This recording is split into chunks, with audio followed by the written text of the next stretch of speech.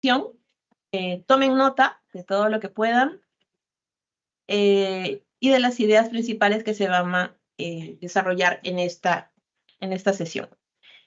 Bien, entonces presentamos a nuestro ponente, el ingeniero Juan Carlos Ábalos, quien es Agile Coach de Emprendimiento e Innovación, coach, educador y experto en learning, asesor de empleabilidad e inserción laboral, con más de 13 años de experiencia, acompañando y asesorando equipos de 10 países en América Latina y el Caribe.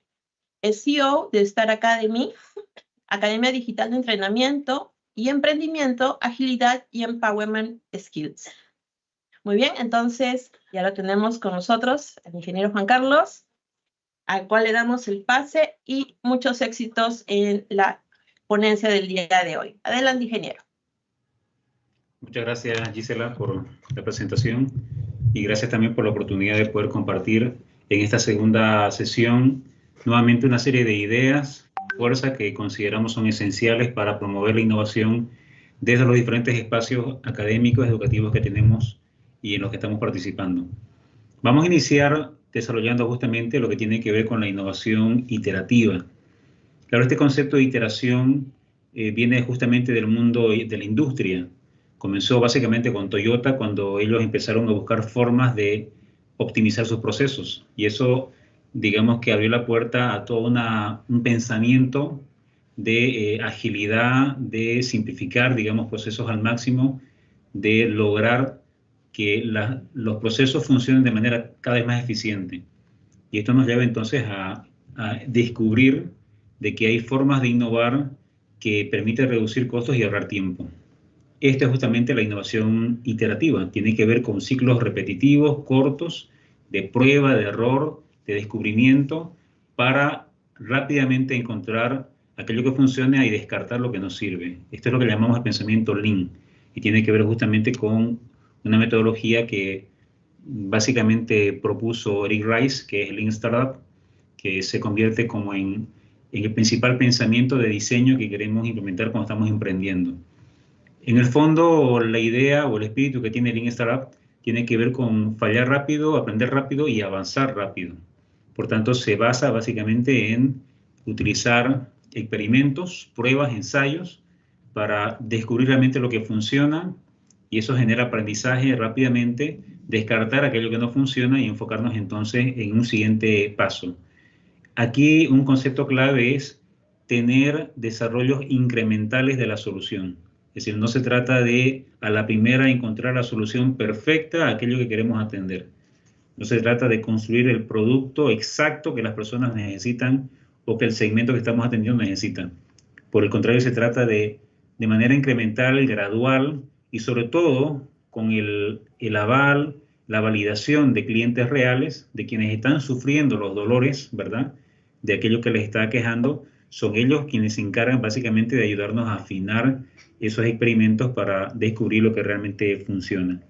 Así que vamos a ver que en Lean Startup es clave el diseño de experimentos, ¿no?, el plantearse hipótesis, el lograr que esos experimentos se validen a través de prototipos, de productos mínimos viables, para que entonces podamos descubrir lo que funciona y descartar lo que no de manera ágil y segura.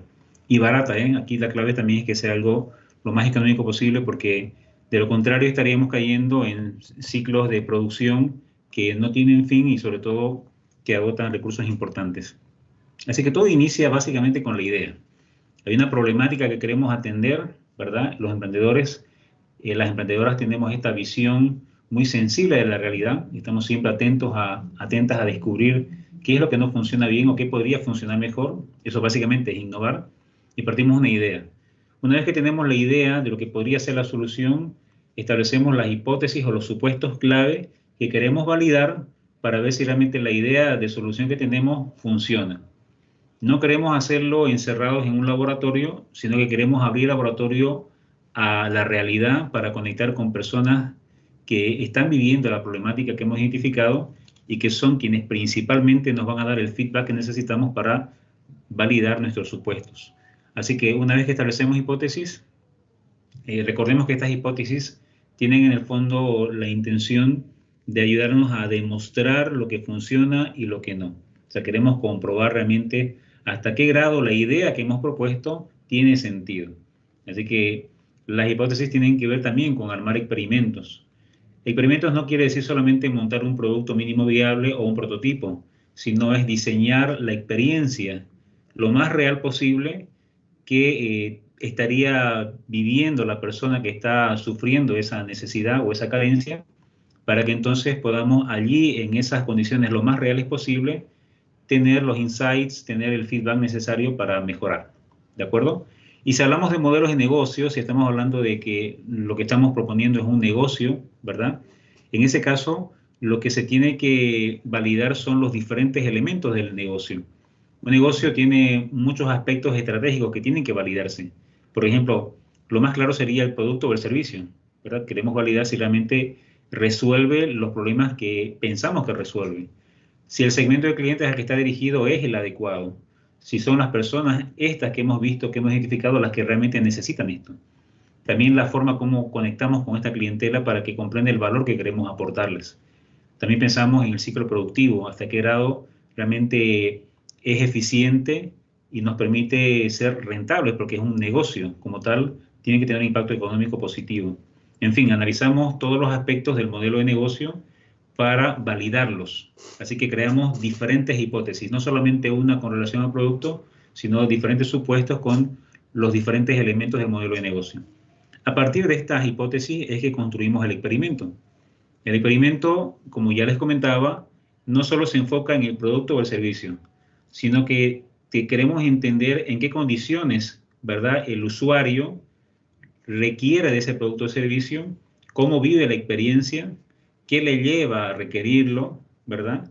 O incluso si queremos ir más allá todavía, cuando hablamos de triple impacto, pensamos también en qué va a pasar cuando esto que le hemos brindado como solución ya no sea útil. Si es un producto, por ejemplo, cuando ya lo deseche, ¿qué va a pasar? ¿De qué manera podríamos facilitar la disposición de esto que quizá ahora ya no es útil, o quizá podríamos reutilizarlo? En fin, si queremos ampliar más todavía el ciclo de vida del producto y lograr generar impactos ambientales positivos, es decir, lograr el mínimo de contaminación, entonces queremos ver un poco más amplia la figura de toda la ruta de experiencia del cliente.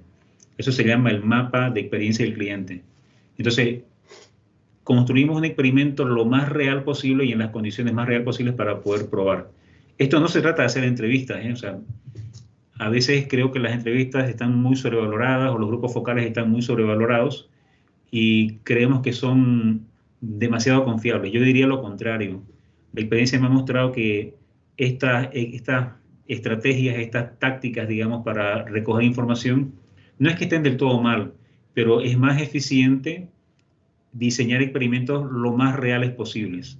De hecho, en situaciones reales, para realmente probar si las soluciones tienen sentido. Eso sí que nos da información válida para iterar, para probar, para asegurar que lo que estamos probando tiene sentido. Así que diseñamos experimentos y estos experimentos, claro, van a validar aquello que suponemos que funciona, pero también aquello que podría no funcionar. Así que no nos enfocamos solamente en que el experimento de alguna forma asegura que tenemos la razón, ¿me entiendes? O sea, en el fondo la idea es que el experimento valide lo más realmente posible si lo que estamos pensando es correcto. De hecho, podríamos hacer lo contrario, intentar que el experimento demuestre que estamos equivocados. Eso también permitiría asegurarnos de no cometer errores y de que rápidamente pasemos a la siguiente fase descartando lo que no funciona. Por tanto, el resultado de un experimento nos da elementos, nos da insumos, nos da, digamos, elementos que nos permiten saber si lo que estamos haciendo funciona o no funciona. Para poder asegurarnos de esto, en este experimento construimos un producto mínimo viable, que, digamos, de todas las hipótesis que tenemos, de todos los supuestos, uno de esos supuestos tiene que ver con la propuesta de valor en sí, ¿verdad? Además de las condiciones en las que se da el experimento, tenemos un elemento que queremos probar, que sería la solución en sí. Si es un negocio, sería o el producto o el servicio, ¿verdad? Que, repito, no es el único elemento a validar, pero que es como que el principal. Entonces, ese producto mínimo viable, decimos que es mínimo viable porque tiene que tener los elementos mínimos para que la persona tenga conciencia de cómo funciona y qué valor le aporta. Así que para poder medir, ¿verdad?, en este experimento realmente si el cliente o el usuario está de acuerdo con nuestra propuesta solución o qué pero se le encuentra, necesitamos un producto mínimo viable. Esos experimentos se hacen en realidad justamente si tenemos prototipos que permiten que el cliente los vea, los tantee, los pruebe, dependiendo cuál sea las características del producto o del servicio, ¿verdad? Viva la experiencia si es un servicio, lo más real posible, y entonces eso permite que tengamos una respuesta más clara de la persona que lo está experimentando. Por tanto, decimos que ese producto mínimo viable se convierte en un elemento clave. Recordemos que tiene que ser lo más económico posible. ¿A qué me refiero con esto? Mínimo en el sentido de que tiene las funcionalidades. Es decir, si pensamos en un, no sé, por ejemplo, en una torta, un producto gastronómico, un pastel, ¿verdad? Es un poco más sencillo validarlo si lo que queremos validar es, por ejemplo, los ingredientes que lo componen, ¿no? Y la presentación que tiene.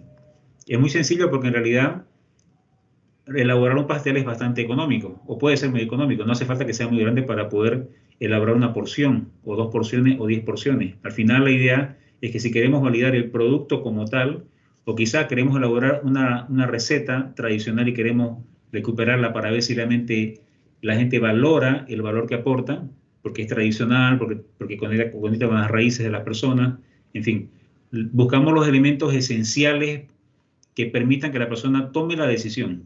Entonces, es mínimo en el sentido que tiene lo esencial para que el cliente, el usuario, haga un juicio de valor con relación a lo que le estamos ofreciendo. Si no tiene esos elementos mínimos necesarios, probablemente es posible que el cliente o el usuario no entienda lo que le estamos ofreciendo, no comprenda del todo lo que implica nuestro producto o servicio y, por tanto, la valoración que le dé y el feedback que recibamos no sea suficiente para mejorarlo. Y es viable porque funciona. Sencillamente tiene que ser algo que, aunque tenga las mínimas características, resuelva básicamente el problema para el cual está diseñado, sin complicarse demasiado y gastando lo menos posible. Quizá un ejemplo sencillo de esto podría ser esta ilustración típica, ¿no? De si queremos prototipar, por ejemplo, no sé, un auto, para demostrar, ¿no?, los beneficios que aporta, podemos ir desde algo más sencillo como puede ser una patineta, ¿verdad?, que nos permite ya demostrar de que, por ejemplo, nos ahorra tiempo de desplazamiento, aunque quizás es inseguro, ¿verdad? Pasamos al siguiente prototipo que podría ser una bicicleta hasta llegar al auto. Es una idea burda, pero sirve para poder ilustrar lo que significa un producto mínimo viable. Recuerda, tiene que tener las funcionalidades suficientes para que el usuario, al momento de usarlo, al momento de vivir la experiencia, tenga los elementos suficientes para valorar y darnos su opinión al respecto. Una vez que hemos medido a través de esos experimentos y del producto mínimo viable, tenemos el momento para escuchar al cliente, estar muy atentos a saber qué opina al respecto. Si realmente lo que suponíamos al principio que era la solución, realmente lo es. Si no es la solución, pues sencillamente volvemos a revisar todo cómo funciona, retroalimentamos la idea, ¿verdad?, para pasar a una siguiente fase de experimento. Entonces sí que es importante entender que esto es un ciclo, y es un ciclo ágil, ¿no?, para que rápidamente podamos descartar aquello que no funciona y continuar con lo que sí funciona. Por tanto, el objetivo de Lean Startup tiene que ver con básicamente reducir la incertidumbre. Incertidumbre es todo aquello que queremos demostrar o queremos probar. Ese nivel de incertidumbre tiene que ver con que tenemos poco conocimiento de lo que está realmente sucediendo. Tenemos solamente una idea de solución, una propuesta de solución, pero no sabemos si realmente, ¿verdad?, las personas que viven ese dolor lo van a ver como una solución. Por tanto, en la medida que hagamos más experimentos, vamos a aprender más. Y ese aprender más tiene que ver con validar supuestos, ¿no? Digamos entonces en pocas palabras que si pensamos en un negocio, ¿verdad?, en un emprendimiento, su objetivo básicamente es reducir la incertidumbre y aprender sobre el problema que estamos atendiendo. Por tanto, una startup o un emprendimiento no es una empresa, o sea, no es un negocio en sí.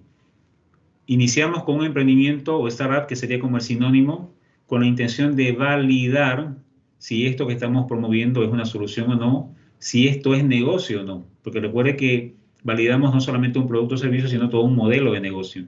Entonces, en otras palabras, estamos viendo si realmente es negocio o no es negocio.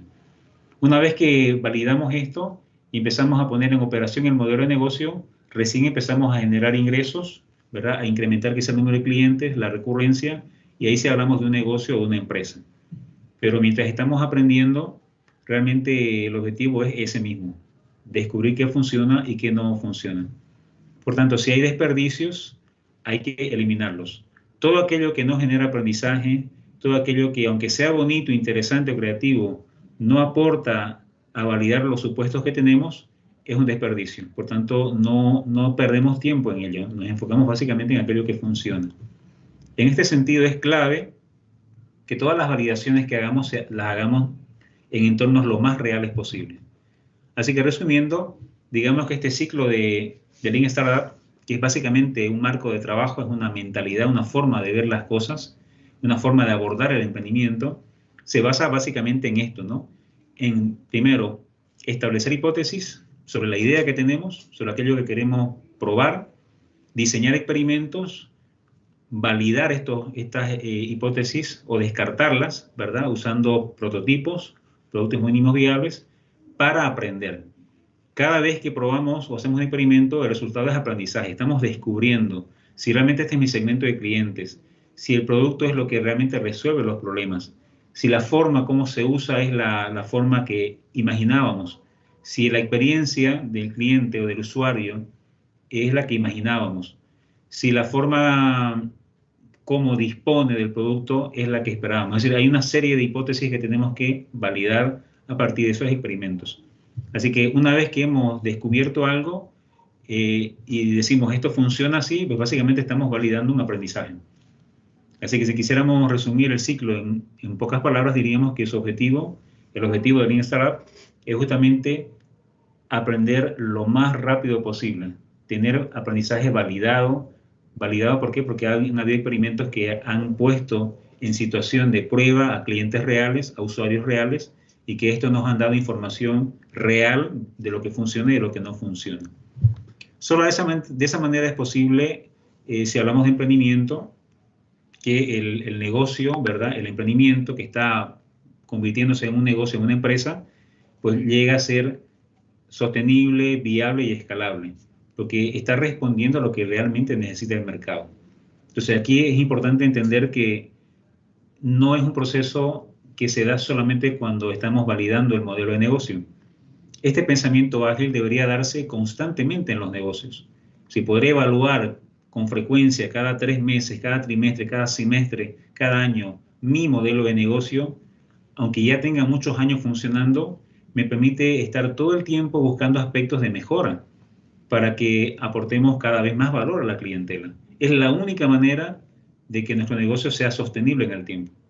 Como decía Simon Sinek, este gurú del emprendimiento y la agilidad, él decía, realmente la idea en los emprendimientos, en los negocios, en el mundo empresarial, no es realmente quién gane más dinero, sino es quién se mantiene más tiempo en el juego, en el mercado. Él habla del juego infinito, que tiene que ver justamente con esta capacidad que tienen las empresas para tener una reputación social aceptable que les permite mantenerse en el tiempo, ser sostenibles en el tiempo mientras son rentables. Veamos algunos ejemplos icónicos de cómo es que este pensamiento ágil ha permitido a iniciativas emprendedoras llegar a ser grandes empresas, que al final muchas de ellas terminaron siendo vendidas, ¿verdad?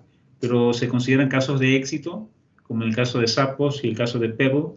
¿Por qué? Porque lograron venderse a precios, digamos, millonarios, ¿no? A evaluaciones bastante altas, porque tenían, digamos, mucho potencial. Ya eso es un caso de éxito. Por tanto, vamos a analizar rápidamente hacia algunos aspectos interesantes que tienen estas experiencias de innovación que se basaron justamente en Lean Startup, en la iteración constante, partiendo de ideas muy básicas y de prototipos muy sencillos y baratos para descubrir realmente lo que funciona y lo que no. Quizá un ejemplo muy claro de esto es lo que hizo Dropbox.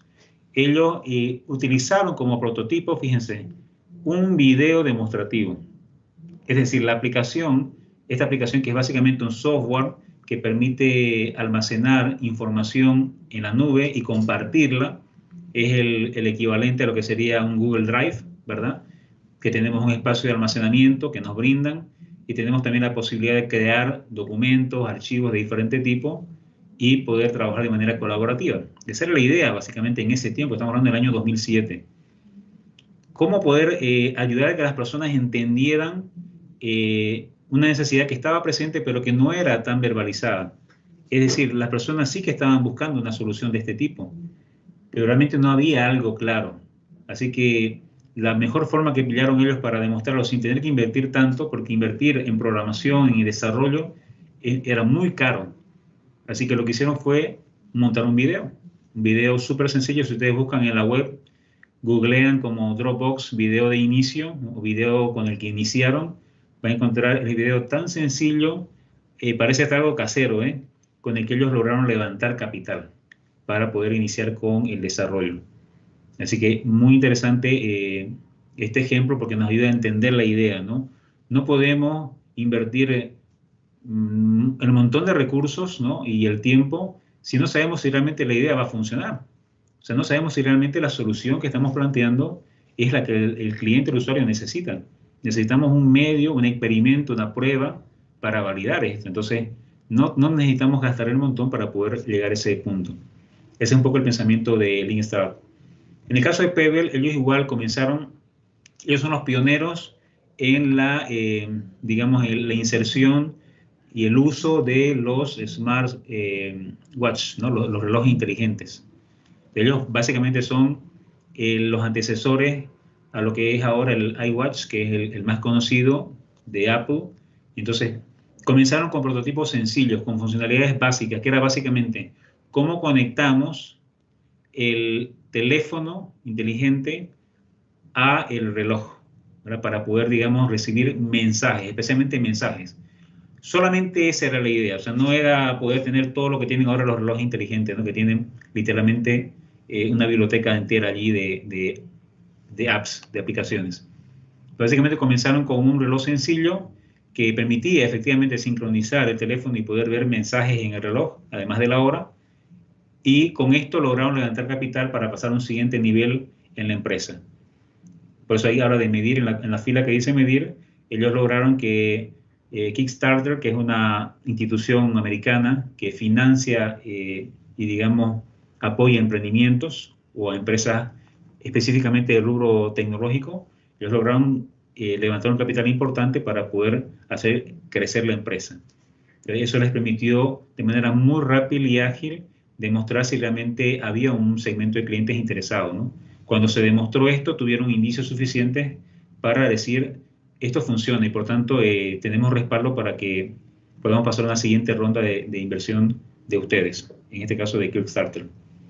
En el caso de Zappos, lo mismo, ¿no? Ellos comenzaron, estos son con los antecesores de Amazon. De hecho, con el tiempo Amazon compró a Zappos por sumas millonarias, justamente porque ellos son quienes comenzaron con este negocio, ¿no? Del dropshipping, que tiene que ver con que ellos compraban, bueno, no compraban nada en realidad, lo que hacían era ofrecer en su página web zapatos, ellos comenzaron con zapatos, después vendieron otros artículos y la gente pues básicamente consultaba en línea los zapatos, los modelos, ellos en base al pedido iban, los solicitaban en las tiendas que habían hablado previamente para luego llevar los zapatos y las muestras a los clientes. Se concentraron mucho en la experiencia del usuario, que el usuario se sintiera a gusto con esa experiencia de compra. Así que siempre que les llevaban, por ejemplo, un par de zapatos que solicitaban, ellos pedían a la tienda más muestras para que el usuario recibiera no solo los que solicitó para probarse, sino otros más. Se concentraron tanto en la experiencia de compra del usuario, que esa fue, creo yo, desde mi punto de vista, la clave para que este negocio fuera tan exitoso. Así que una prueba muy sencilla, no requerían almacenes, no requerían stock ni inventario, sencillamente generar relaciones y una página web sencilla. Mantiene el espíritu Lean, que tiene que ver con hacer el mínimo de gastos y de recursos para probar de manera rápida, ¿verdad?, aquellas hipótesis que estamos intentando probar. Pasemos a un siguiente punto. Eso que hemos visto es innovación cerrada, iterativa, ¿verdad?, es Lean Startup. Ahora vamos a hablar un poco de lo que es innovación abierta, que tiene que ver básicamente con los esfuerzos que hacen empresas, instituciones, organizaciones para digamos, promover sus intereses, en este caso de investigación, y al mismo tiempo reducir costos de investigación y desarrollo. Entonces, este tipo de innovación tiene que ver con que una empresa, ¿verdad? Tiene un producto o tiene productos, una línea de productos y tiene la intención de invertir en la mejora de sus productos o quizá en el descubrimiento de nuevas líneas de productos. Y eso implica, pues, básicamente contratar personas. Pero contratar investigadores resulta caro para las empresas. Y luego invertir en todo ese desarrollo.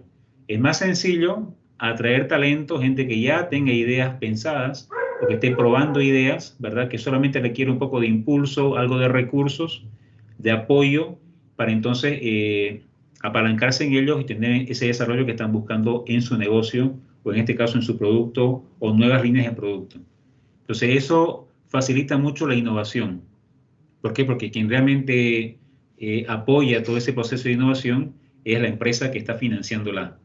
Por otro lado, si yo soy un investigador, ¿verdad? Una persona inquieta que tenga una idea interesante, que haya empezado a validarla y veo que tiene sentido, pues si encuentro una empresa que me patrocina para que yo continúe con el desarrollo, pues digamos que cerramos el ciclo de apoyo y logramos una sinergia interesante. Eso es lo que han descubierto empresas grandes a nivel global y que les está permitiendo generar innovaciones en diferentes campos. Veamos algunos ejemplos sencillos. Por ejemplo, en el caso de Procter & Gamble, ellos que tienen una línea muy amplia de productos de limpieza, de aseo, de belleza, una empresa muy grande, lo que han hecho es lanzar un proyecto, ¿verdad? Una línea de investigación abierta a la comunidad. O sea, cualquier investigador, cualquier persona del área de la salud, del área de la belleza, puede ser partícipe de estos concursos, de estas líneas de financiación, para ayudarles a desarrollar nuevos productos o a mejorar los que ya tienen. Así que abren, digamos, las puertas de sus laboratorios para que gente que esté interesada en innovar, pues sea parte de la experiencia. Lo mismo hace Lego. Lego Ideas es una propuesta de Lego que permite a gente que es, digamos, muy fanática de los Legos, a creativos, ¿no? Incluso gente de muy alto perfil, a sumarse a los desafíos y crear nuevos escenarios, nuevos kits, ¿verdad? Y luego los ponen a votación, los ponen bajo concurso y finalmente Lego termina apoyando a aquellos que ganan. Es una iniciativa muy interesante que permite que como Lego, como empresa, amplíen su set de productos, su set de ofertas y por otro lado premia a aquellas personas inquietas, ¿no? Que son muy creativas para que entonces hagan explotar su creatividad y también reciban el reconocimiento que se merecen. Otro ejemplo claro de esto es lo que pasó con Google. Realmente Google nació en la Universidad de Stanford. Es decir, que Stanford tenía una línea de innovación abierta, una línea de investigación, y dos de sus estudiantes, en este caso vemos ahí en pantalla a Larry Page y a Sergey Brin, son los CEOs de Google, con lo que inició Google. Entonces ellos tenían un proyecto de un buscador, ¿verdad?, en Internet. Así que se apalancaron en los laboratorios de la Universidad de Stanford para poder entonces desarrollar este producto, desarrollar este buscador.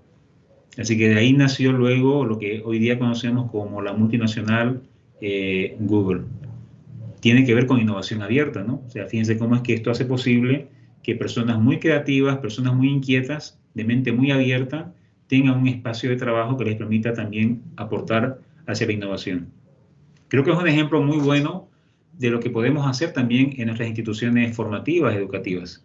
Es decir, hasta qué grado podemos abrir las puertas para gente que quiera innovar, gente que quiera producir, gente que quiera probar cosas, lo puede hacer de manera abierta y sin muchas complicaciones.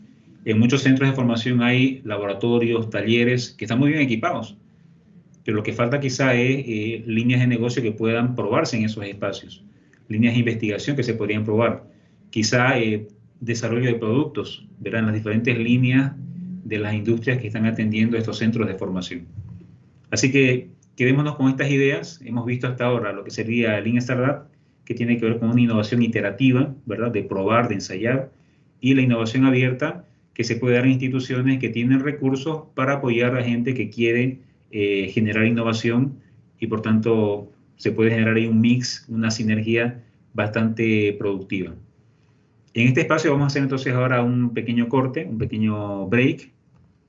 Ahí, Gisela, no sé si nos ayuda un poco a indicar quizá el espacio que tenemos de tiempo para breve descanso. Ingeniero, muchas gracias por lo comentado, por lo compartido hasta este momento. Recordarles a los docentes, por favor, registrar su asistencia. Si tienen algún inconveniente, vuelvan a acceder al link, por favor, inténtenlo nuevamente. Igual, por favor, esperamos sus preguntas a través del link que también hemos compartido en el chat para que puedan hacer sus consultas, que viene en la ronda de preguntas más adelante. Entonces, brevemente, lo visto hasta ahora es innovación iterativa, que es un proceso de mejora continua a través de los ciclos repetitivos de pruebas, retroalimentación y refinamiento, y su aplicación es a través de la metodología Lean Startup. Luego hemos visto lo que es innovación abierta, que es la colaboración e intercambio de ideas, conocimientos y recursos entre organizaciones e individuos. Muy bien, entonces, anotando por favor las ideas principales que hemos visto hasta este momento, continuamos con la ponencia. Adelante, ingeniero. Perfecto. Bien, pues entonces vamos a entrar a ver ahora lo que sería una de las principales metodologías, marcos de trabajo de innovación, que es el Design Thinking. Que cuando empecemos a conversar sobre esto van a darse cuenta que en realidad tiene mucha lógica, mucho sentido, ¿no? Tiene que ver mucho con conectar con la realidad, ¿verdad? Con el contexto del problema que estamos atendiendo. Es como sumergirse en esa realidad para entender ese problema que queremos atender. Entonces, Design Thinking tiene que ver con un pensamiento también iterativo, también de prueba, también de ensayo y error, porque lo que hace también es procurar ser muy eficientes en la generación de soluciones. Así que vamos a repetir la idea, en Design Thinking nos valemos del pensamiento Lean, del pensamiento ágil, para probar rápidamente lo que funciona y lo que no. Y esta idea, ¿no? Esta máxima que es la iteración constante, sigue siendo un aspecto fundamental. O sea, necesitamos probar lo que funciona y descartar aquello que no funciona. Hay un claro contraste entre la forma de diseño tradicional, ¿verdad? Que es el modelo de diseño en cascada, y el Design Thinking. Cuando hablamos de diseño en cascada, que todavía tenemos tendencia a hacerlo, partimos, digamos, de una necesidad, un requerimiento, y rápidamente empezamos a diseñar la solución. En muchos casos no se hacen pruebas, no se valida, sencillamente un grupo de expertos o gente que cree que tiene la solución ya en la mente, ¿verdad? Empieza a desarrollar el producto y luego lo implementa. ¿Cuál es el problema con esto? Que en muchos casos no hay una coincidencia, no hay un encaje entre lo que se está proponiendo y lo que realmente se necesita. Así que se invierten muchos recursos y tiempo en algo que finalmente no funciona. Por eso es que Design Thinking tiene este gran poder de ayudarnos a avanzar más rápido en encontrar soluciones que realmente funcionan. Es un proceso de diseño iterativo. Aquí, digamos, las distinciones claves son el pensamiento divergente y el pensamiento convergente. Estos pensamientos son esenciales para desarrollar innovación, porque básicamente partimos de divergir, es decir, de tener muchas posibilidades, de abrir la mente a todo lo que pueda resultar posible en esto que estamos atendiendo. Consideramos todas las opciones, todas las posibilidades, no descartamos aquello que tiene potencial de solución, ¿verdad? Pero luego pasamos a una siguiente fase que es, vamos a elegir, ¿verdad? Aquello que realmente tiene más potencial. Y para esa elección, pues, nos basamos en criterios de expertos. Vemos también situaciones similares a nivel global. Esto le llamamos benchmarking. Tiene que ver con qué hay en el mundo que ya se ha resuelto, que tiene que ver con esto que estamos atendiendo. Entonces, el pensamiento convergente lo que busca es sacar lo mejor de todo lo que se ha logrado recuperar, todo lo que se ha logrado reunir. Así que ese pensamiento divergente y convergente, esos ciclos que tenemos de divergencia, convergencia, divergencia, convergencia, es la que nos permite entonces encontrar soluciones que realmente funcionen. Vamos a ver que hay como dos fases importantes. Una primera fase que tiene que ver con comprender el problema, con empatizar con quienes están sufriéndolo, ¿verdad? Con esos aspectos de la realidad, digamos, que nos están hablando del problema, para luego pasar recién a diseñar soluciones. Entonces, no se trata sencillamente de que yo, desde mi punto de vista, creo que esta es la solución y me pongo a construir la solución. En este caso, queremos entender de que quienes saben realmente cuál es el problema son las personas que lo están viviendo. Y son estas personas quienes van a decirnos si esto funciona o no funciona para ellos, para ellas. Así que cuando nos basamos en este pensamiento ágil, en Design Thinking, lo que hacemos básicamente es reducir muchísimo el tiempo hasta encontrar esa solución deseada. Esta gráfica representa el riesgo que se corre en términos de gastos y de errores entre el diseño en cascada y el diseño ágil, ¿no? Que sería Design Thinking. Como ven, en Design Thinking lo que hacemos básicamente es que en muy poco tiempo hacemos ciclos completos de prueba, en muy poco tiempo, y eso nos permite refinar, ¿verdad? Y encontrar soluciones incrementales cada vez mejores. Así que el marco de trabajo de Design Thinking se basa básicamente en estos ciclos, ¿no? Como ven, tiene forma de rombo, y en todos los casos hay pensamiento divergente y pensamiento convergente, pensamiento divergente y convergente. Abrimos la mente y recuperamos ideas. Ahora pasamos a una siguiente fase que es vamos a, digamos, a cernir esas ideas, vamos a quedarnos con el extracto, con lo que es más valioso, con lo que tiene más potencial. Y así vamos en cada fase hasta descubrir finalmente, validar aquella solución que hemos planteado. Cuando vemos, por ejemplo, en las etapas iniciales, que es la etapa de comprender y definir, en comprender hablamos del problema. Comprender el problema tiene que ver con tener empatía. Aquí la clave es realmente ponernos en el zapato del usuario, del potencial usuario, caminar con esos zapatos 1 kilómetro, ¿verdad? Caminar en terrenos complicados con esos zapatos. ¿Me entiende la idea? O sea, lo que queremos realmente es entender de manera sincera, empática, cómo se vive ese problema, cómo lo viven las personas, para entonces empezar a ver si las soluciones que tenemos supuestas realmente funcionan. En un siguiente nivel se define, de toda esa comprensión que hemos tenido, vamos a aterrizar algunas potenciales soluciones. Así que hay un escenario en el que vamos definiendo lo que podrían ser esas soluciones, pero entendiendo bien el problema, entendiendo qué es lo que realmente está sucediendo. En esta fase es clave escuchar a gente experta. Dentro de la metodología lo que hacemos generalmente es buscar gente que conoce mucho del tema, ¿verdad? Gente que sabe mucho del tema, para que nos dé pequeñas charlas cortas, le llamamos charlas relámpago, en las que escuchamos a esta gente experta para poder entonces de ahí, primero tener mayor comprensión del problema, aterrizar mejor las ideas con relación a qué es lo que realmente está sucediendo, y segundo, para inspirarnos a potenciales soluciones. También es importante en este espacio generar entrevistas con las personas que viven el problema. Dependiendo cuál sea el rubro que queremos atender, esas entrevistas nos permiten una mayor comprensión. Pasamos a la siguiente fase, que es idear. Nuevamente abrimos la mente, ya hemos escuchado y hemos tenido una mayor comprensión del problema, y ahora sí que vamos a una lluvia de ideas de potenciales soluciones. Aquí hay muchas técnicas que utilizamos para poder recuperar todas las posibles ideas que pueden surgir con relación a este problema, ¿no? Ideas de solución. En una siguiente fase, toca seleccionar aquellas ideas más prometedoras. Ahí hay una serie de criterios, puede ser también la experiencia de expertos, pueden ser también espacios de votación, hay exposiciones que se hacen de las soluciones, a partir de la escucha hacemos un feedback. Vamos de alguna forma, ¿me entiendes? Aterrizando a aquellas ideas que realmente tienen más potencial. Y solamente de aquellas que tienen más potencial se hacen prototipos. Ahí pasamos a lo que sería el producto mínimo viable, ¿no? Creamos productos mínimos viables.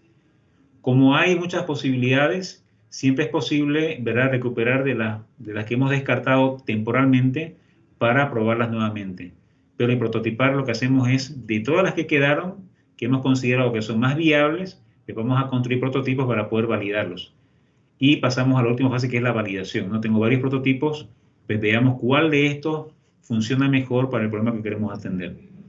Este es un proceso bastante ágil y siempre es posible, fíjense, volver hacia atrás, volver a ver las hipótesis iniciales para ver si quizá algo se nos pasó, quizá la comprensión no fue completa, fue parcial, entonces sí que es importante en cualquier momento volver. Yo no diría que es un proceso lineal, ¿eh? Todas las experiencias que hemos tenido con Design Thinking tienen que ver con procesos que realmente van y vienen, ¿eh? O sea, estamos yendo y viniendo entre expertos, entrevistas, prototipos. O sea, es un proceso bastante ágil que, bueno, acá se representa de manera lineal, pero realmente tiene fases que están siempre iterándose.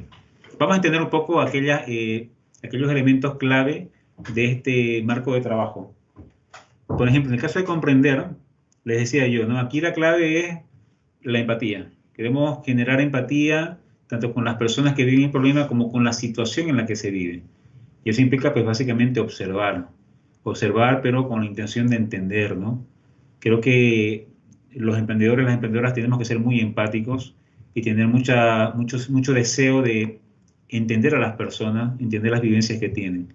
Esto también implica engancharse con la situación y para eso hay que conversar. Es decir, aquí les decía, las entrevistas son clave, pero no son entrevistas tipo cuestionarios, ¿no?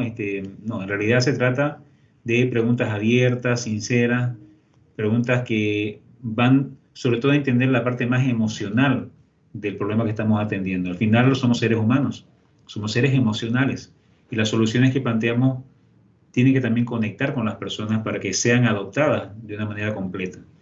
También implica sumergirse, es decir, si podemos ser parte de los experimentos para entender la experiencia, es mucho mejor. La imagen ilustra esto, ¿no? O sea, si queremos entender cómo vive un paciente su experiencia siendo paciente, pues tenemos que ser pacientes. Literalmente desde esa posición podemos opinar. Al final de todo lo que surge, de todas estas ideas, digamos, con relación al problema, tenemos una serie de explicaciones, ¿no? de hipótesis con relación al problema, fíjense que estamos atendiendo, y al final pues tenemos la posibilidad de plasmarlo puede ser una pizarra, una pared. Aquí en Design Thinking utilizamos mucho los POSIT, estos papelitos que se pegan, ¿verdad? Porque son muy fáciles de desechar, se coloca y se quita fácilmente, así que es una herramienta de trabajo muy buena para poder fácilmente plasmar ideas y quitarlas. Una siguiente fase tiene que ver con definir. Una vez que tenemos toda esta pared llena de explicaciones sobre el problema, en una siguiente fase pues vamos a agruparlas, ¿verdad? Estas comprensiones, porque van a ser el principal insight, el principal insumo para luego pasar a la ideación. En la ideación hay un método que sabemos que es muy bueno, porque nos permite mirar desde diferentes ángulos el problema y las potenciales soluciones. El método Scamper nos permite plantear soluciones, pero planteándonos siempre qué pasaría si hiciéramos esto, ¿no?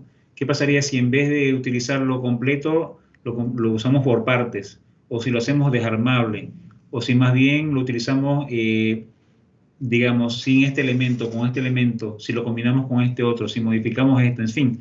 El pensamiento Scamper se basa justamente en el pensamiento divergente.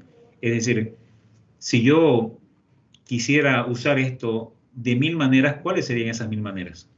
Obviamente no vamos a usar 1000 maneras, ¿no? Aquí nos plantea básicamente 7 elementos sencillos que nos permiten mirar de diferentes formas la solución. Porque al final la intención es descubrir aquellas ideas que mejor resulten en la solución del problema. Así que vamos a hacer un pequeño ejemplo para poder entenderlo, pero siempre pensamos en esto, ¿no? Poder encontrar diferentes posibles soluciones, posibles ideas que solucionen el problema, tiene que ver con abrir la mente a todas esas posibilidades que nos brinda Scamper, ¿no? Amplificar lo bueno, quitar lo malo, explorar contrarios, cuestionar suposiciones. Y para esto usamos una pregunta base que nos ayuda un poco a cuestionarnos y a replantearnos la idea que estamos planteando. Y la pregunta es el cómo podríamos. ¿Cómo podríamos amplificar lo bueno en esto que estamos planteando? ¿Cómo podríamos quitar lo malo, explorar contrarios? Así que empezamos a diseñar nuestras ideas en formas de preguntas. No son ideas sueltas, sino más bien preguntas. Si yo quiero, por ejemplo, resolver el problema del sueño de una persona, pues me pregunto, ¿no? ¿Cómo podría quizá lograr que la persona descanse más horas o más veces en el día? No lo sé, puede ser esa la idea, ¿no? O si quiero quizá quitar lo malo, ¿cómo podría, si lo malo en el desvelo tiene que ver con el bajo rendimiento, ¿verdad? ¿Cómo podría reducir el bajo rendimiento, quizá proponiendo tareas más sencillas para personas que tienen este problema? ¿Cómo podríamos hacer eso? En fin, aquí la clave es hacer preguntas que nos permitan realmente acercarnos a una solución. Ni muy amplias ni muy sencillas, ¿no? Preguntas que tengan información suficiente para pasar ese nivel. Pero este ejemplo lo puede ilustrar mejor. Imagínense lo siguiente, tenemos en un aeropuerto la siguiente situación. Ahí tenemos a María, que tiene 3 niños, ¿verdad? una niña y dos niños, que les toca esperar unas horas en la puerta de embarque. ¿A quién no le ha pasado eso, eh? Y entonces tiene niños que están ahí, como todo niño, ¿no? Quiere jugar todo el tiempo. Entonces los niños empiezan a moverse, a hacer ruido, ¿no? A mover quizá las maletas que están cerca. Y claro, eso irrita a los pasajeros. Es una situación problemática que incomoda a algunos pasajeros. Bueno, ¿cómo podríamos, fíjense, planteo la pregunta de cómo podríamos atender a esta situación? ¿Y cómo podríamos sacarle ventaja a esta situación si hablamos de mejorar esas condiciones? Bueno, amplificar lo bueno es pensar en qué es lo bueno, ¿verdad? Recordemos que lo bueno en este caso es toda esa energía que tienen los niños y toda esa creatividad. ¿Y cómo podríamos utilizar esa energía de los niños para entretener a los demás pasajeros del viaje? Que fíjense, estamos planteando una pregunta que amplía la posibilidad y nos acerca a una posible solución. Quitar lo malo. Al final lo malo tiene que ver con que los niños un poco molestan a los pasajeros, ¿no? Porque les incomoda que les muevan las maletas, que les hagan ruido. Entonces, quitar lo malo sería esa distracción, esa incomodidad. ¿Cómo podríamos separar a los niños de los otros pasajeros? Eso, por ejemplo, abriría las puertas a tener un espacio de juego en el aeropuerto específicamente para los niños en esos espacios de espera. Y así vamos analizando diferentes aristas, ¿verdad?, del problema, diferentes posibilidades de solución, pero a partir de preguntas. Así que no me detengo a revisar todas, esto quedará para que ustedes puedan revisarlo, pero el método Scamper explora todas las posibilidades posibles que están ahí presentes y que podrían ayudarnos a encontrar soluciones interesantes. Esa es una técnica que utilizamos en la parte de ideación. También tenemos la técnica de los 8 locos, ¿verdad? Esto también lo utilizamos sobre todo cuando estamos ya proponiendo soluciones. Una hoja completa, una hoja tamaño A4 o tamaño carta, la dividimos en 8 segmentos, ¿no? Y en cada segmento hacemos un pequeño esquema, un pequeño dibujo muy sencillito, pero que representa una potencial solución. O sea, esto es bastante ágil. Ahí incluso ponemos tiempo, se le dan 10 minutos como máximo o incluso menos, 2 minutos digamos, por segmento del papel, y las personas tienen que poner esa mente a correr, ¿no? Para poder idear soluciones de manera muy rápida. Y como tenemos varias personas en el equipo, pueden ser 6, 7 personas, que podemos encontrar una lluvia de ideas muy interesante. Claro, esto no es al azar, ¿no? Recuerda que siempre hay espacios en los que invitamos expertos para que mediante charlas relámpago, charlas cortas, son pequeños espacios de aprendizaje, son píldoras formativas, podamos entonces generar inspiración para pasar a la acción a través de, en este caso, de una técnica como esta. Y luego, lo que hay que hacer es definir. Una vez que tenemos toda esta lluvia de ideas, solución, pasamos a definir cuál es la más adecuada. Esta definición, hay diferentes formas para hacerlo. La más típica es a partir de la votación, ¿verdad? Pero claro, la votación también tiene pesos, es decir, en función a la persona que vaya a votar, también se le asigna un poco más de peso a esa votación. En fin, hay técnicas que se pueden utilizar y que son típicas de Design Thinking para poder definir finalmente y quedarnos con aquellas ideas más prometedoras. Y finalmente pasamos entonces, antes ya de validar, al prototipado. Prototipar, ya dijimos antes, tiene que ver con elaborar un experimento que se basa en un producto mínimo viable que nos permita validar los supuestos. Poner, digamos, al usuario, al potencial cliente, ante un elemento, un prototipo, ya sea un producto o servicio, que le dé los suficientes elementos, ¿verdad?, para que tomen una decisión sobre si esto funciona o no funciona, que pueda emitir juicios de valor a partir de esto que está probando. No tiene que ser algo, digamos, demasiado sencillo o demasiado, digamos, que sea incompleto, que no permita a la persona comprender cuál es la solución que le estamos proponiendo. Tiene que ser comprensible. Así que para esto hay una serie de herramientas que podemos utilizar y técnicas para crear prototipos que sean accionables, que permitan que las personas comprendan cabalmente la solución que le estamos planteando y puedan valorarla, ¿no? Veamos un ejemplo. Vamos a prototipar, ¿de acuerdo? Dice, estoy pensando en un dispositivo tipo realidad aumentada, con una pantalla transparente que pueda ser usada dentro del vehículo, un auto, para identificar y aprender sobre las diferentes características y componentes del vehículo. O sea, hay una especie de aparato allí que de manera virtual, ¿no?, con realidad aumentada, me permite ver los componentes, sobreponiendo información de forma visual en la pantalla sobre cada componente real. Entonces, una cosa que suena interesante, pero también suena complicada. Claro, la pregunta es cómo se prototipa eso, ¿verdad? Si pensamos en realidad aumentada, realidad virtual, dispositivo, pensamos en muchísimo dinero. Pero recuerde, si queremos prototipar esta solución para ver si realmente el potencial usuario lo considera viable, lo considera útil, le resuelve algo, entonces no podemos invertir mucho dinero si no sabemos si va a funcionar o no va a funcionar. Por tanto, un prototipo básico podría ser este. Utilizando materiales muy sencillos, ¿verdad? O quizás diferentes láminas, podemos ayudarle al usuario a entender qué significa esto, ¿no? Y qué valor puede aportarle este dispositivo en el vehículo. Entonces, de esa manera es que se prototipan. Claro, en este tiempo tenemos muchas aplicaciones informáticas que nos facilitan esta creación rápida de prototipos. Veamos el siguiente video para ver cómo se podría prototipar una aplicación de manera muy económica.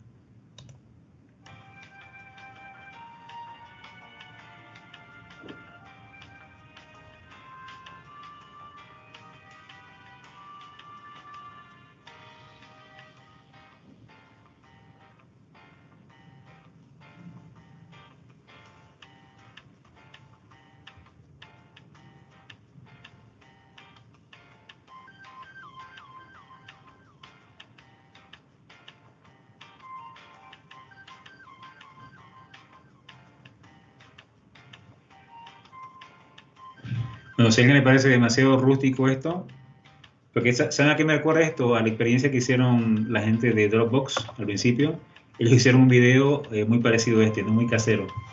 Pero si les parece muy rústico, hoy día tenemos aplicaciones que realmente nos facilitan este diseño de prototipo y esta creación de prototipo de manera muy ágil y hasta visualmente más elegante. Veamos esta aplicación.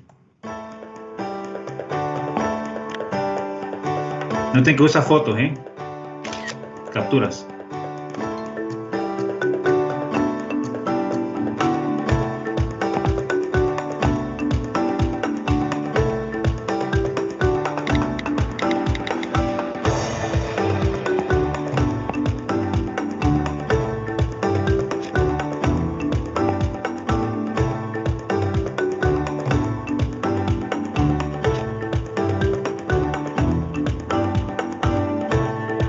Es casi como una presentación de PowerPoint, Le damos los hipervínculos y va llevando las diferentes partes de la aplicación que queremos probar, ¿no? Que queremos ver si podría tener sentido. La aplicación se llama Marvel, así que podemos googlearla también para poder probarla. Claro, el punto está... Aquí vamos a hacer lo siguiente, perdón. El punto está en que para poder probar una solución siguiendo el pensamiento Lean, tenemos que invertir lo mínimo posible. Tiene que ser algo sencillo, funcional, porque es un producto mínimo viable, tiene que permitir al usuario valorarlo. ¿Para qué? Para que realmente pasemos al siguiente nivel. Incluso podemos, a partir de estos prototipos, ¿verdad? Que son claros, que permiten realmente valorar la funcionalidad y el valor que pueden aportar, podemos también buscar financiación a partir de estas explicaciones claras y concisas, ¿no? Que permitan entender el valor que tienen. Hay instituciones, incluso organismos del Estado, que financian basándose en estos prototipos. Instituciones educativas, universidades, centros de investigación, que pueden ayudar a, en este caso, pasar a ese siguiente nivel, pero a partir de prototipos que demuestren ser confiables y que demuestren resolver problemas, y dar soluciones a problemas reales. Y el último paso del Design Thinking tiene que ver con la validación, el testeo. Igual, acá hay una serie de posibilidades para poder validar estos prototipos con personas reales, con usuarios reales.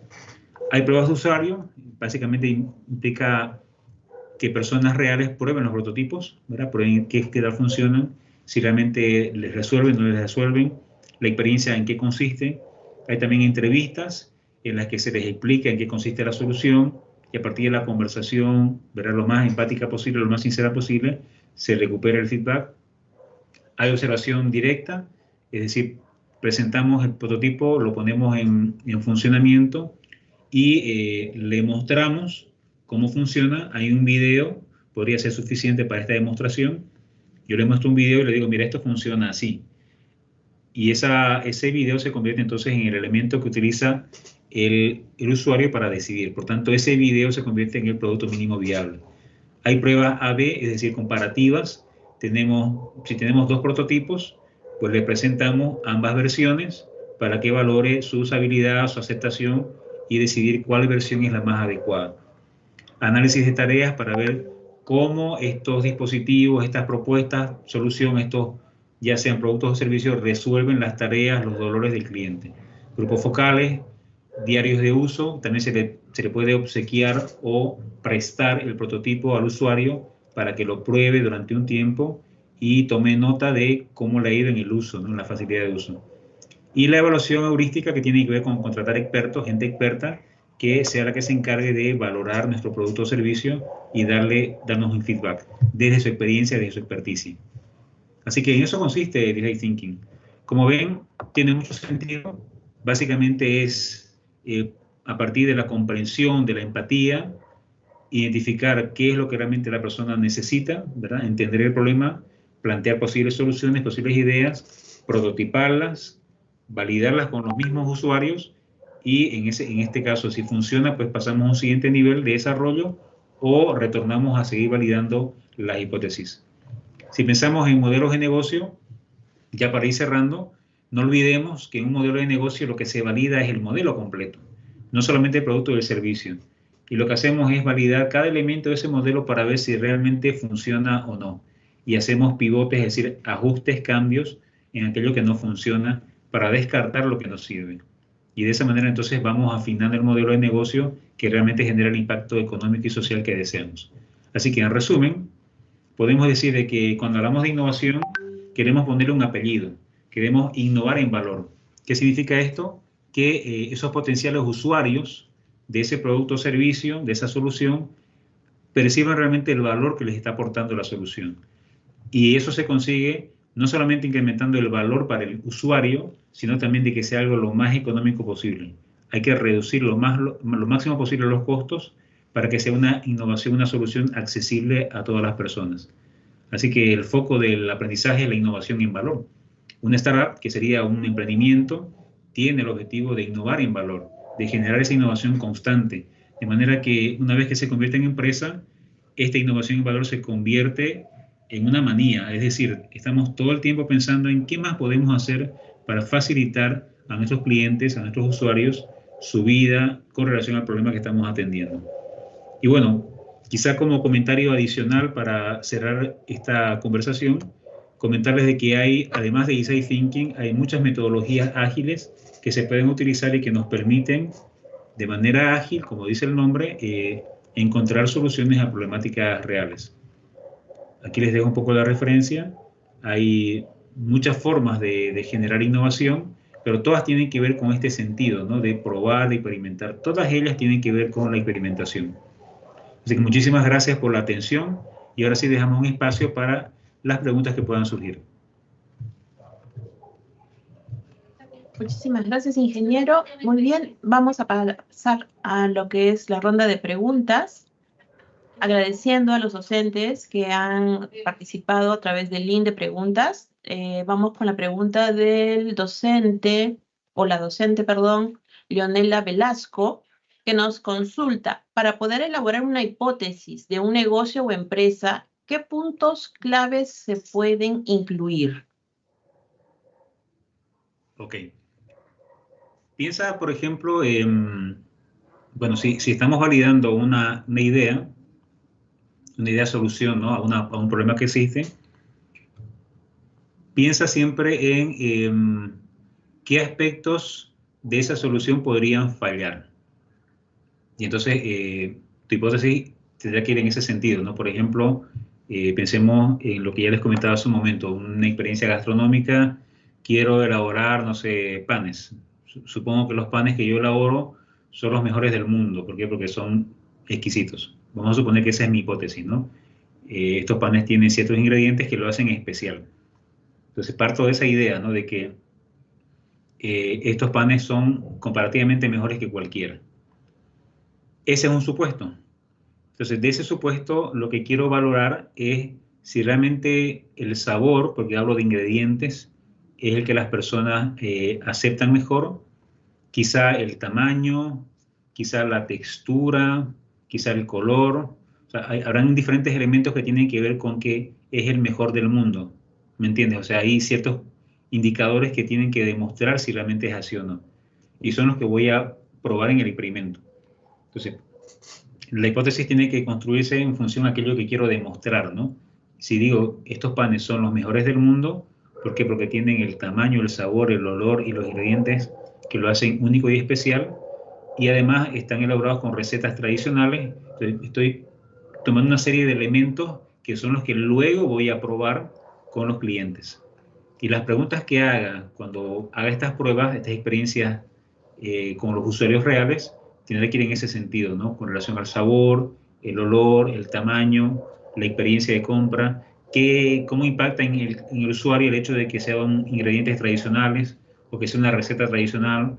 Eso se da en la conversación que yo tenga con los clientes cuando hayan probado, en este caso, el pan.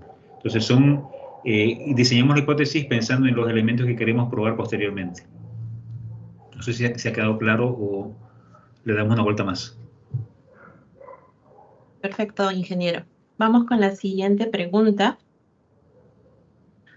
A ver, el docente Roger Machaca nos consulta, ¿cómo podríamos aplicar los modelos STEAM, o sea, ciencia, tecnología, ingeniería, arte y matemática, en los proyectos de innovación?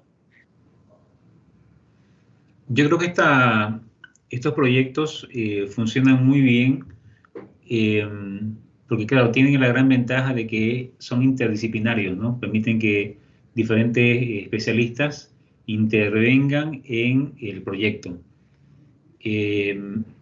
Yo creo que puede ser una estrategia muy, muy valiosa siempre y cuando enfoquemos el proyecto a problemáticas que tengan sentido.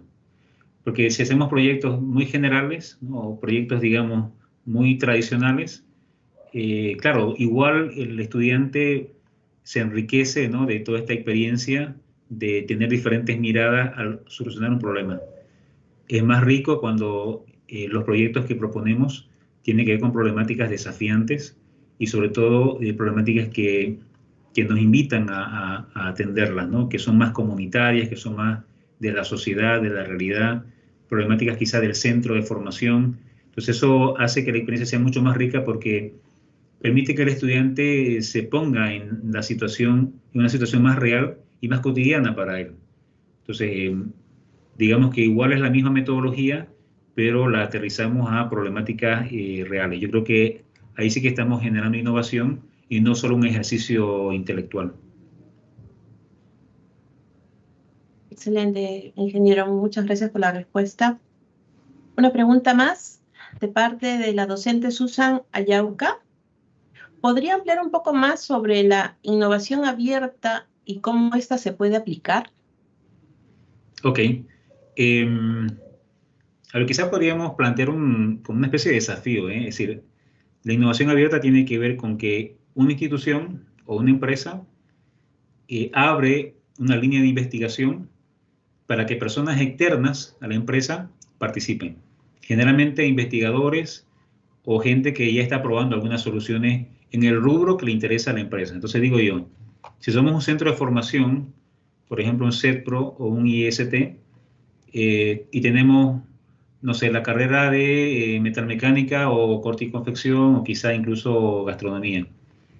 Si tenemos equipamiento, un taller, un laboratorio, podríamos abrir las puertas de estos talleres y laboratorios a la comunidad para que personas del rubro que nos interesa promover eh, prueben nuevos productos o experimenten con soluciones a problemáticas que ellos hayan identificado, tipo de desafíos lanzados hacia la comunidad o como concursos, porque en realidad en el caso del Lego lo que hace básicamente es lanzar concursos para que gente muy creativa participe y entonces proponga nuevos kits, por ejemplo, nuevos kits de Lego.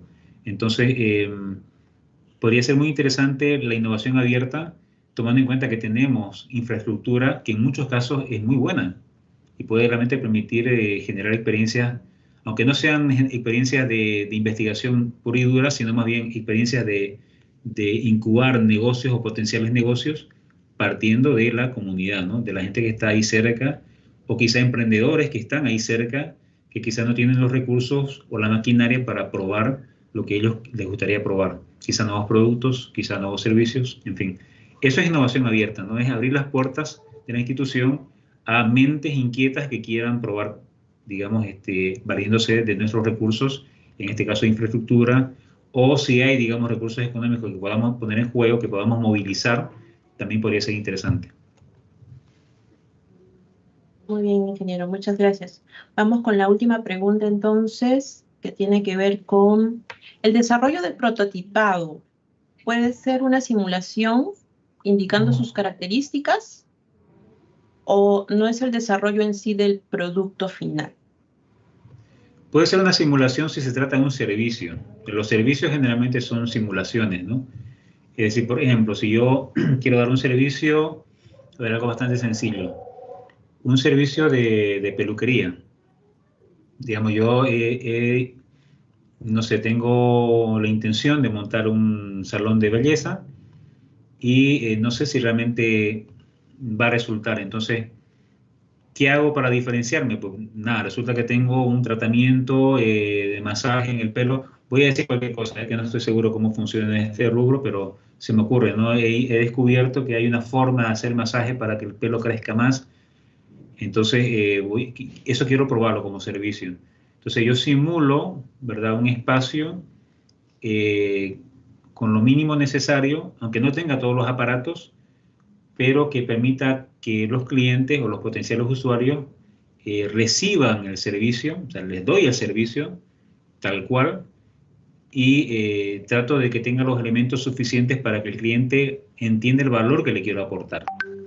Si en este caso es un tratamiento especial de masaje para crecimiento del pelo, entonces quiero que el cliente entienda esto, pero no solamente porque se lo digo, sino porque está viviendo la experiencia y a partir de eso es que yo tengo posibilidades de recibir un feedback de vuelta que me ayude a entender si esto tiene sentido o no, ¿no? O sea, se puede hacer simulaciones, pero yo diría más bien en función a servicios. También se pueden utilizar, por ejemplo, yo uso bastante Lego Serious Play como metodología para prototipar servicios. Monto con Legos, ¿verdad? La experiencia y a partir de la explicación, ahí sí que hago explicación porque si es algo muy costoso lo que se quiere implementar, es mejor una maqueta, pero que ayude a entender el ciclo o el flujo, perdón, el flujo de movimiento que se vive dentro de la experiencia para entender la experiencia y cómo aporta valor. Aquí la clave es que el usuario tenga elementos para decidir, para que nos diga algo con respecto a lo que estamos proponiéndole, ¿no? Si no tiene elementos para valorar lo que le estamos ofreciendo o si no son suficientes, va a ser muy pobre el feedback que nos pueda dar. Muchísimas gracias, ingeniero Ábalos. Muy interesante lo que hemos compartido en el seminario del día de hoy.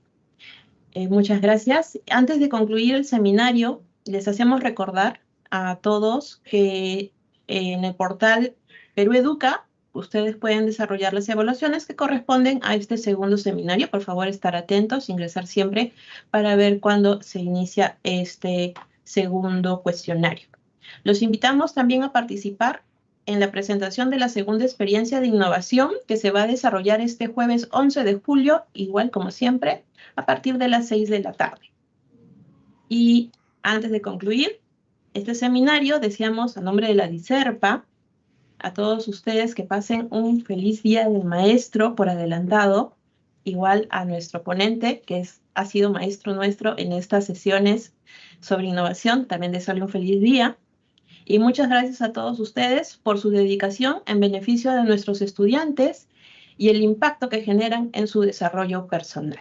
Muchísimas gracias al apoyo también del soporte técnico de Perú Educa, que nos ha ayudado con la transmisión vía YouTube. Muchas gracias por acompañarnos esta tarde. Muy buenas noches, estimados docentes. Muchas gracias por su atención y su participación. Nos vemos. Muchas gracias, ingeniero. Buenísimo, gracias a ustedes. Hasta luego. Nos estamos viendo.